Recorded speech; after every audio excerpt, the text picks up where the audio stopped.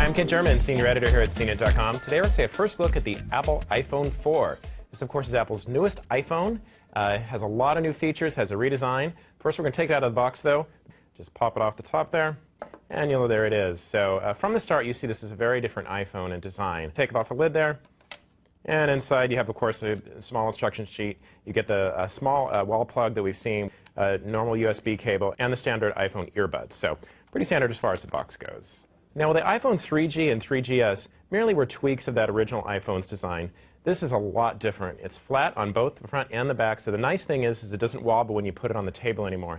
When you compare it to the iPhone 3G that we have here, you'll see that it is a bit thinner. It's actually 25% thinner. Apple says this is the thinnest smartphone around. That certainly may be true for now, but the thin smartphone race changes constantly, so I don't think we'll hold that title for long.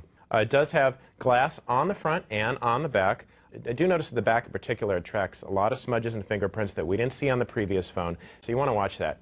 You'll see a metal band encircling the entire phone. It actually is a new antenna as well. You do see a couple of notches on the top, on the side, but Apple didn't say that this would improve call quality. They didn't actually promise that. Perhaps this redesign is an effort to make those things better. Some of the other changes you'll see is there's a new noise cancellation microphone here right on the top. That's next to the 3.5mm headset jack and the power switch.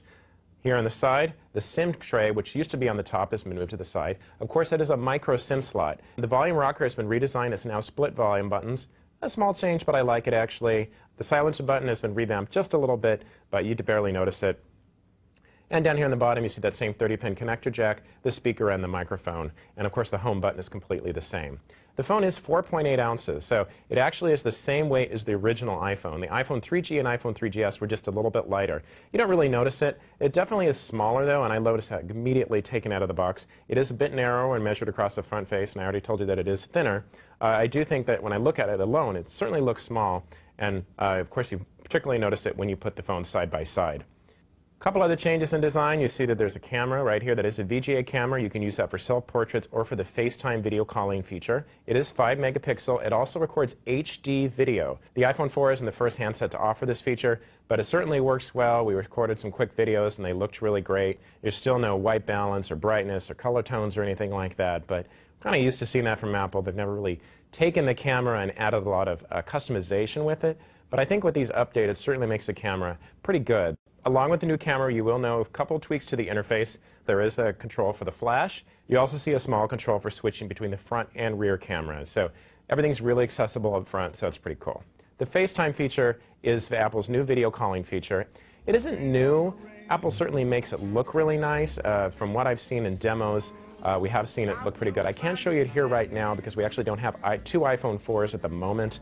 Getting one very soon, though, so we'll add an extra video of how-to of what the FaceTime looks like. Also, we need to talk about that display, of course. This is Apple's Retina display, and the reason they call that is they say that its resolution is beyond what's perceivable by the human eye. There's been some debate about whether that's really true, but I can say that the display is absolutely stunning. You can't see any pixels at all. Colors are fantastic. Text looks great. Websites, photos, videos, everything I was looking at was really, really great. When you put it next to you really need to zoom in to see it, but you do see a definite difference there. Apple certainly stepped up the display and made something that's really competitive, so I was glad to see that. The iPhone 4 does have a new processor, and from the start I can tell you that it was completely faster.